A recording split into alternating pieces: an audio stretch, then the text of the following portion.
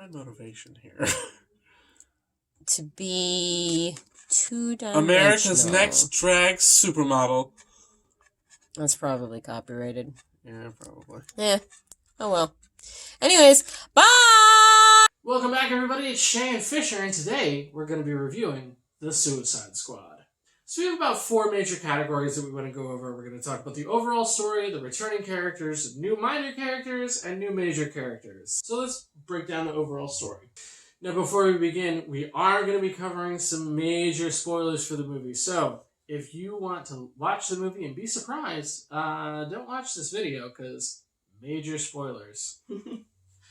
Alright, so our first category is the overall story. In this movie, Amanda Waller, the person in charge of the Suicide Squad in the first movie, is now back, recruiting new members to a new Suicide Squad, aka Task Force X. She sends one team to the south end of the beach, but apparently realizing that Pete Davidson's character would betray them, sends another squad to the, northwest part of the island. On the South Beach, everybody dies, except for Harley Quinn and Rick Flag, who are 2 returning characters that we'll talk about later. Captain Boomerang and Rick Flag are the ones leading the team on the South Beach. Everybody on the South Beach team dies except for Harley Quinn and Rick Flag, which, once again, we'll talk about later. Meanwhile, the team on the Northwest Beach, unaware that the team on the South Beach is apparently a diversion, are given a different mission from the team on the South Beach, and their mission is to go find a person called the Thinker and infiltrate a giant tower in the middle of an anti-US government-controlled country called Jotunheim. It's apparently some sort of thing built by the Nazis back in the day, but now they're repurposing it for some sort of weird NASA mission. Massive spoilers for the end of the movie. Apparently, Jotunheim is housing an alien that NASA astronauts brought onto their spaceship and then brought back to Earth. It's holding an alien, Starro, a starfish from space. So what this giant thing does is it shoots these little smaller versions of it out of its armpits. They suck onto people's faces and then they become his drones. Exactly. And it's Team 2's job to cut through the jungle to get to the city to infiltrate Jotunheim and, destroy the building with Starro inside.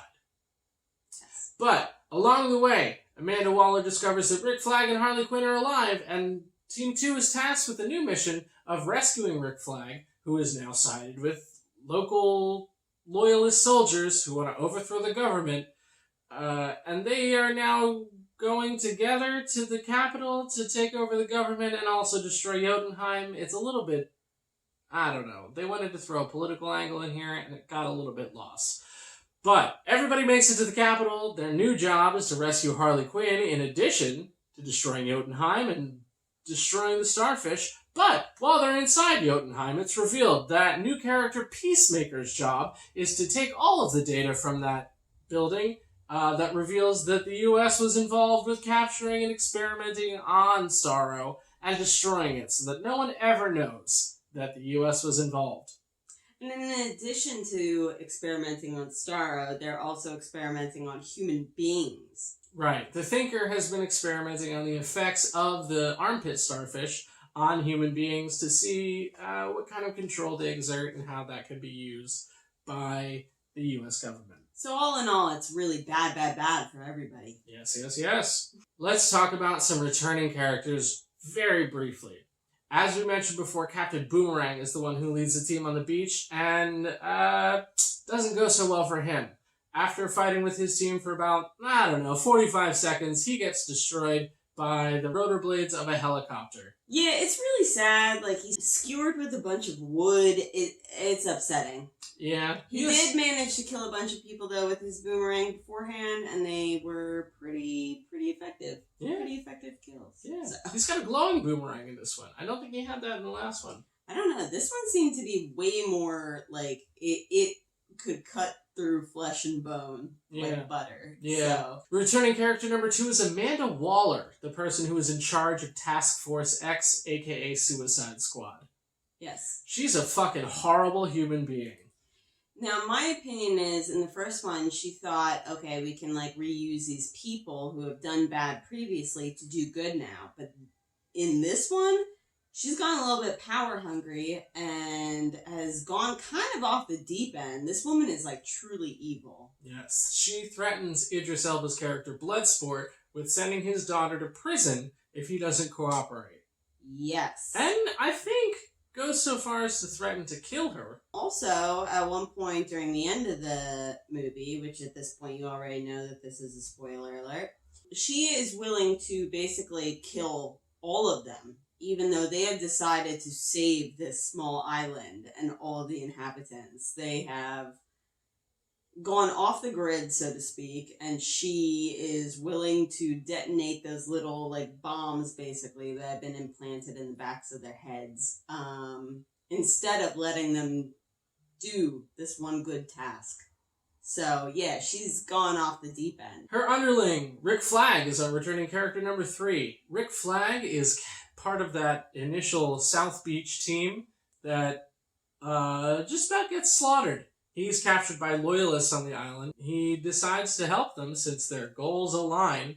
And at the very end of the movie, he is somehow, like, jaded into thinking that the U.S. government could never possibly betray him. In a classic Stockholm Syndrome move, he's somehow surprised by the data that the U.S. government has been involved in the Starro experiments the entire time. He and Peacemaker get into a fight over the data from the computers at Jotunheim, and Peacemaker ultimately kills him. Yeah, because like his name, he wants to keep the peace, so he wants to keep all of this newfound information quiet. The final returning character from the first movie is Harley Quinn. Fan favorite Harley Quinn returns. She's cast in kind of a terrible arc at the beginning where her entire purpose is being wooed by the president of this small island. But from that, she grows, she kills that president, and recognizes her new family in the Suicide Squad. Namely, her friendship with Rick Flag, which was not touched upon in the first movie, but has apparently blossomed in the interim.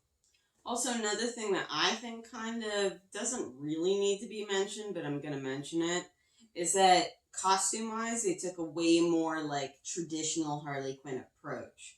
She is now in, like, the black and red, like, traditional cartoon-style Harley Quinn outfit. Right. So, which I guess must have been something that people kind of complained about because they definitely took a turn on it. Right. While they do take a more cartoon-inspired look for Harley Quinn, she does spend most of the movie in the dress that she's wearing when she kills the president of this small island nation. Which honestly, if you would have just taken that entirely out of the movie, it would have been fine. Yeah, probably. In my opinion. Probably. That didn't need to happen. But it did offer a somewhat redemption arc that I felt was sealed up nicely in the first movie. Now let's move on to new minor characters. Starting with a favorite of ours, Pete Davidson's Blackguard. Alright, so I love Pete Davidson. Say what you will, but I love him. And I'm always happy to see him in anything. And I thought that he died like damn near immediately, but I really enjoyed the little bit that he brought to this movie, and I thought he was great. Yeah. Pete Davidson character Blackguard is a bit of a goofball. He is first seen fucking with, Task Force X guard. Then on the dropship into their mission, he's confused by another character that we'll get to later, whether or not that character is a dog, even though it's very obviously not. I think he had some good moments, but ultimately asked to be an actor, I guess, is maybe the problem. Yeah. Alright, but that brings us to a whole collection of new minor characters. Savant, Javelin, Mongal, and TDK. All very forgettable, mainly because they're part of that South Beach team that dies almost immediately. There's a big story moment with Javelin where he passes on his namesake to Harley Quinn, who spends the rest of the movie pretending to not understand what Javelin was talking about when he died and pass it on. Like, you have to keep this Javelin for death. He clearly meant me. She thought there was some higher calling to that Javelin. She also just kind of keeps finding it. Yeah. Like at the perfect moment. Yeah, Which is nice. there- And she realizes its importance later. Right. Much later. In a complete coincidence kind of a moment. Savant, played by James Gunn favorite Michael Rooker, is kind of the audience surrogate for this one. He's chosen to be part of Task Force X at the beginning. He kills a finch with the rubber ball. On the beach, he watches all of his teammates die and then runs away. Then when his head is blown up, a goldfinch comes and eats his entrails, basically. Yeah, so, the circle of life, if you will.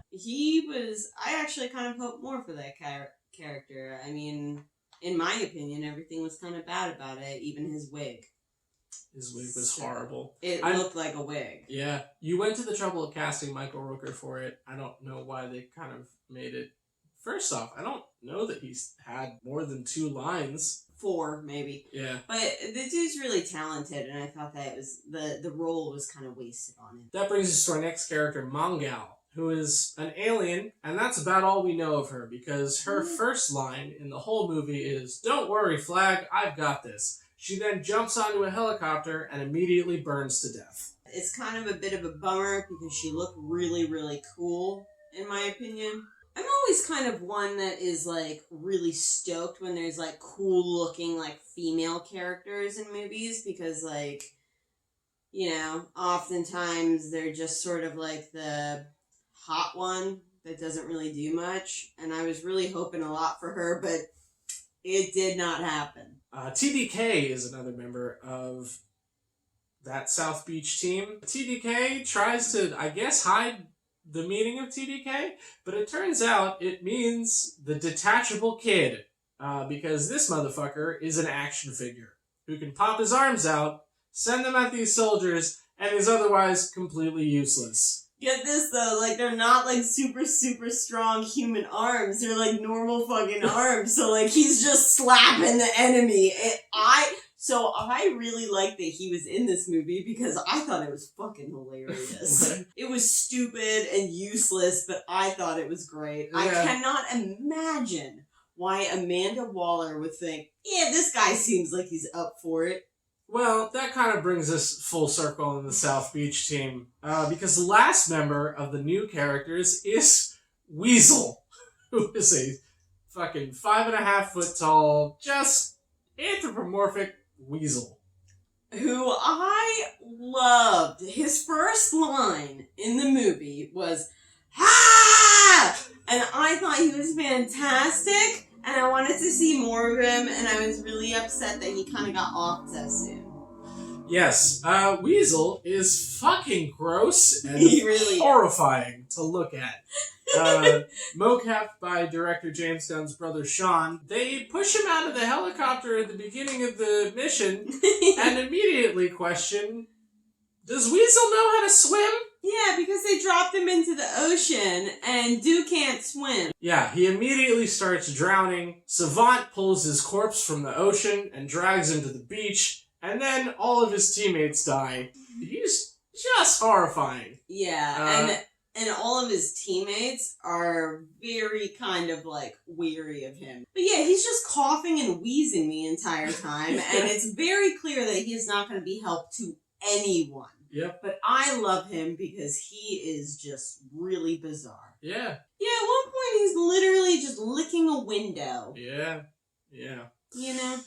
But that wraps it up for the new minor characters and leads us straight into the new major characters. Starting off with Thinker. Thinker is the brainpower behind Jotunheim. He's apparently been experimenting on Starro for the last 30 years and otherwise doesn't add too much to the story. He is the Suicide Squad Team 2's way into Jotunheim, but he is ultimately useless, and once Starro breaks free, is the first to die. Also, the dude has what looks like a bunch of giant Christmas lights just jammed into his head. Right. And, at one point, he goes into, like, kind of a canteen type situation, and nobody acts like this is weird. Right. Well, he's a regular at a strip club, which is why no one acts like it's weird, but it's very weird. He just got a bunch of weird, like, 70s sci-fi props sticking out of his sticking out of his head. Our next major character that's new to the film is King Shark, aka Nanawe. Yeah. This motherfucker is adorable. While DC has absolutely cherry-picked the popularity of Baby Yoda from The Mandalorian, or Groot, from James Gunn outing Guardians of the Galaxy, he's still adorable in his own way. A weird combination of the aforementioned Baby Yoda and the first movie's Killer Croc, King Shark is kind of the mascot of the Northwest Beach team's composition. he's the strongest of all of them, but he's kind of a bit of a baby. Some weird combination of shark and human DNA has left this giant shark walking on land and just looking for some kind of humanity, I guess. He's looking for friends. Yeah. His first friend in the movie is Ratcatcher 2, a woman who is the daughter of Ratcatcher 1. Ratcatcher 1, who can control, you guessed it, rats. Ratcatcher 2 is the sympathetic member of the Suicide Squad who is, I guess, arrested or imprisoned for some minor crime that Yeah, I don't quite know. turned major because of some technicality and is drafted into Suicide Squad because she can control rats. Ratcatcher 2 is, like I mentioned, the sympathetic member of the squad, and so she makes friends almost immediately with the weird outcast of the team, Polka Dot Man. Yes. Played by the body double of the Joker in the second Batman movie from Christopher Nolan, Polka Dot Man sees the entire world as his fucking awful mother. He is, in his youth, plagued by an interdimensional virus, which makes him get some kind of polka dot outbreak on his skin that is a lot like leprosy, and requires him to expel his polka dots twice a day, or else he'll be absorbed by them. Now, mind you, this interdimensional virus was something that was put upon him by his horrible mother. Right. He has since developed a weird kind of Stockholm Syndrome / all-consuming hatred for his mother, and envisions all of his enemies as his mother. He has been able to harness the power of these polka dots to shoot them out of these, Like gauntlets, yes. kind of. Yes. He shoots them out, they dissolve everything in their path. He's on a quest to prove that he is a superhero, despite the terrible things that his mother did to him, which subsequently landed him in prison. And he gets his redemption arc when he takes out one of the legs of Starro, and, spoiler alert, gets crushed by one of the other legs of Starro, after he acknowledges that he is, quote, a motherfucking superhero. Something about him is, in terms of costumes, because I've mentioned that before, he literally has kind of like a gray sweatsuit with these rainbow polka dots on them. He is the most unassuming looking one, but he, in my opinion, is one of the most powerful ones. And to be honest with you, I thought he was going to be the one to defeat this entire thing, but it didn't happen. Right. He played his part, got crushed, and then the three main characters came to the front. Yes, he's also horribly depressed. His first line in the movie, right after Bloodsport, who we'll get to in a second, says, we're all gonna fucking die. He says, oh god, hopefully. Also, in the very beginning, when they're first, like, taking him out of his cell to, get his little chip put in and everything, he has this giant, like, metal collar on, and they say that it's to dull his powers. Right. So you go into this thinking, like, dude, this man's powerful, and then you realize it's polka dots. So you're like, Yeah. So he's very intriguing, I would say. So as you mentioned before, he dies right before the kind of final act where the three main characters are brought to the front. One of those main characters is Harley Quinn, but one of those main characters is a character played by John Cena known as Peacemaker. Now, Peacemaker is a fucking blind patriot, we'll say. He is totally dedicated to the idea of peace and doesn't care how he achieves it. Well, in fact, one of his lines says, I don't care how many men, women, or children I have to kill to achieve peace. He spends the most of his introductory act in a pissing contest with Idris Elba's character, Bloodsport. Bloodsport is a munitions expert who used to serve in special forces with the aforementioned Rick Flag. Now, Bloodsport is involved in this because Amanda Waller seems to think that he's some sort of leader, which is his redemption arc, and she's also threatened to, as we mentioned before, kill his daughter. Bloodsport spends the entirety of the movie sort of playing into a father-daughter relationship with Ratcatcher 2. He grows to be fond of the Suicide Squad that he's stuck with and thinks is going to get him killed. But at the end of the movie, he decides to save the island nation that he's on because he wants to show his daughter that he is a redeemable person. I actually don't think that he does it for his daughter. I think it's because he does it because that is what he wants to do at his core. And in turn, his daughter sees it on TV and realizes that her father is actually a good guy, which she didn't know. So that kind of brings us full circle on the old and new characters. But one character that I want to talk about real quick before we, give our final thoughts on the film is Sebastian. Sebastian is the kind of pet rat of Ratcatcher 2 who doesn't really need the control stick that she has. Mm-hmm. He's sort of like a Stuart Little. Right. He doesn't talk. Right. He's formed a bond with Ratcatcher 2 and behaves kind of like a human character. Wears a little vest, which is adorable, and wants to make friends with Bloodsport the entire time because he senses good in him, which is ultimately proven true.